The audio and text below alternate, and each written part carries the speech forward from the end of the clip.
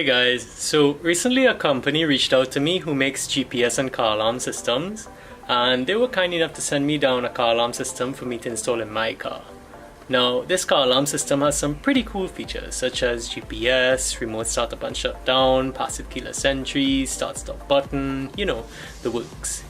But the coolest feature of all to me is the fact that you can actually control your car with an app on your phone from anywhere in the world. So say somebody steals your car or something, you can literally shut down your car with an app on your phone and track it using GPS. I find that's pretty cool. So let's get on to the unboxing tutorial and installation, but before that, let me show you guys the system in action.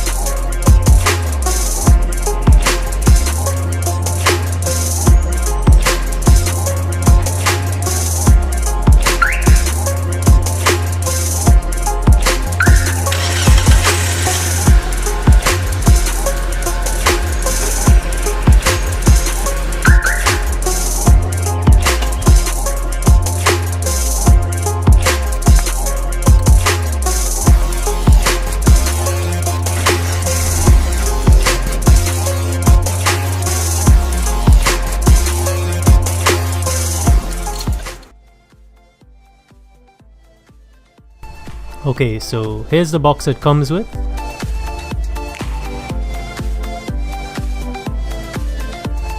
Inside we have PKE and high frequency antennas,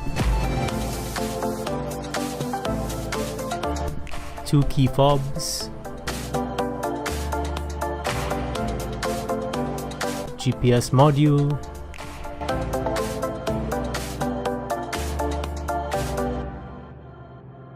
ultrasonic sensor,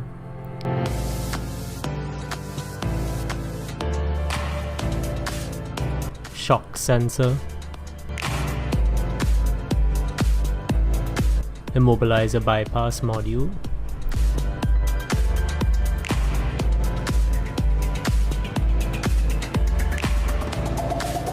reset button,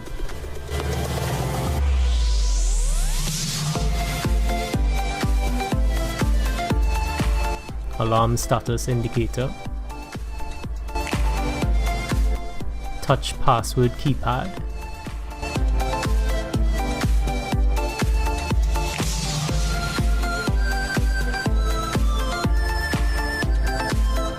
ignition wiring harness, 22-pin main wiring harness, start-stop button, the brain of the system or the main unit,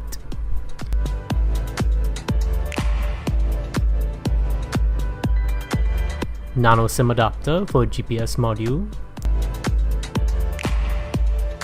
and of course an instruction manual. Here are the tools required: a Phillips head screwdriver, wire strippers, heat shrink tubing and heat gun. You can use electrical tape instead, but I prefer to have a cleaner look. A multimeter, soldering iron and solder.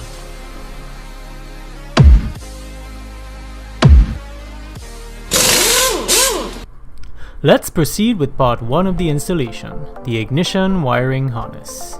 Firstly, we will need to find the wires from the car that we need to connect to the corresponding wires from the alarm system. Now, if you're wondering how I got to this position where I see all my ignition wires and so on, you'll need to check out my previous start-stop button install video. These will vary depending on the key position of the ignition lock cylinder. When the key is in the off position, you should only get voltage going to the 12 volt constant wires. In my case, I have two 12 volt constant wires. All other wires should have 0 or negligible voltage.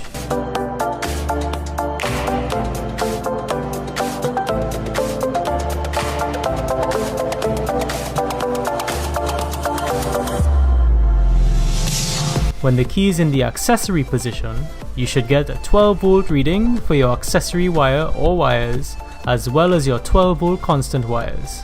All other wires should have 0 or negligible voltage.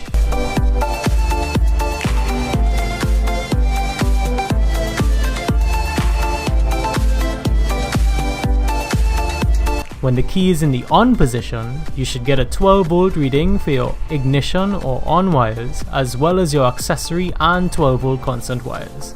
All other wires should have a 0 or negligible voltage.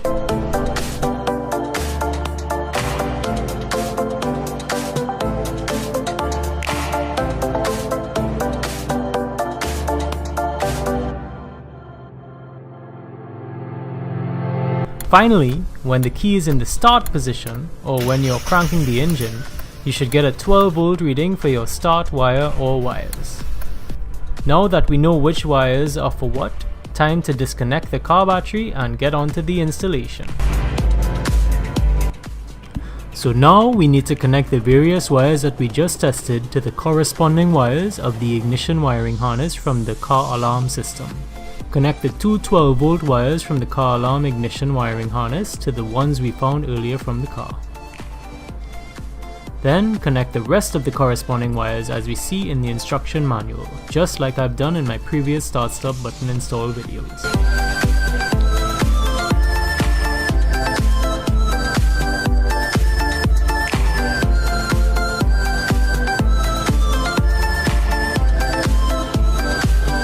If your car key has a chip in it, then you will need to use the included immobilizer bypass module. Connect the yellow and black wire from the 22-pin wiring harness to the black wire of the immobilizer bypass module, or in this case, the grey wire. Then connect the red wire from the immobilizer bypass module to your 12 volt constant.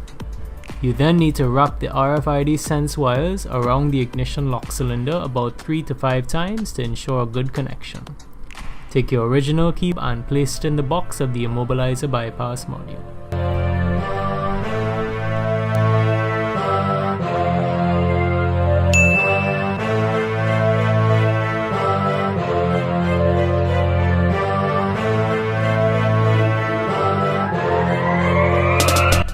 Let's move on to the 22-pin main wiring harness.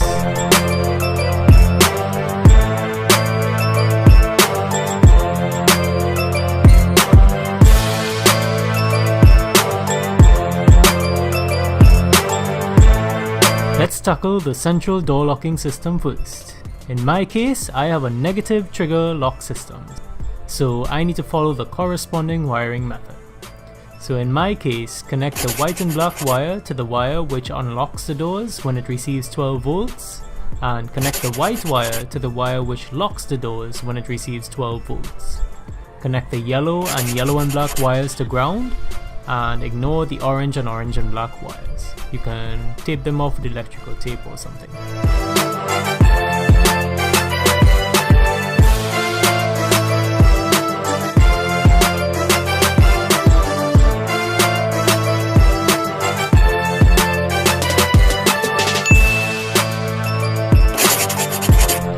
Next, we have the indicator lights.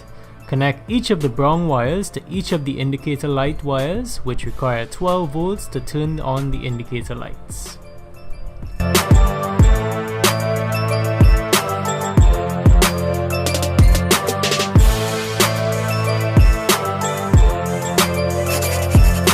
Next, we have the siren wire. In my case, my siren requires 12 volts to power it, so I need to connect the red and black wire to the 12 volt constant and connect the pink wire to the wire from the siren that requires 12 volts to power it. Next, we have the fuel pump wire, which receives 12 volts when the fuel pump is running. If you cannot find that wire, then just connect this to your 12 volt constant. Next, we have the door alarm trigger wire. If you have a negative side door trigger, then connect the grey wire to the wire which receives 12 volts when the door is open. In my case, there are two wires. One wire has 12 volts when the door trigger button is pressed or when the door is closed, and the other wire has 12 volts when the trigger button is not pressed or when the door is open. Connect the grey wire to that one. Next, we have the foot brake signal wire, which receives 12 volts when you press down the foot brake. Connect the orange and black wire to your foot brake signal wire.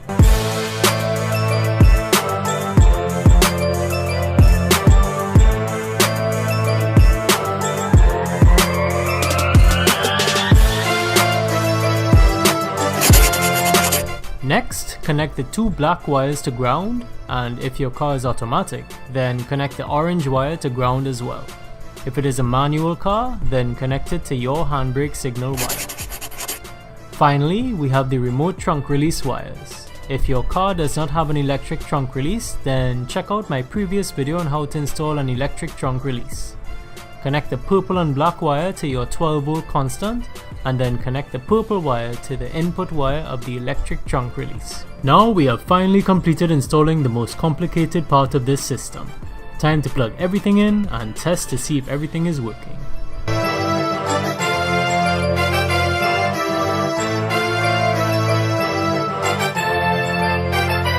Once all is well, we can clean up all of the wires, solder and use heat shrink tubing where necessary, install the PKE antennas and high frequency antenna in the correct places, as well as the start stop button, alarm status indicator, and any other additional accessories such as shock sensor, ultrasonic sensor, GPS module, and touch password keypad.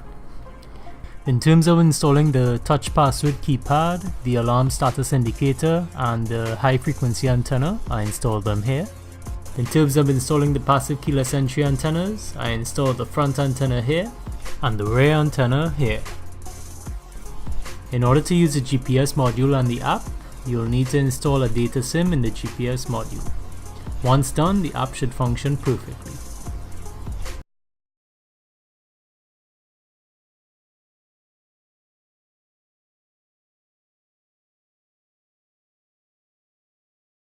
Comments or suggestions, please feel free to leave them in the comment section below and I'll do my best to answer them.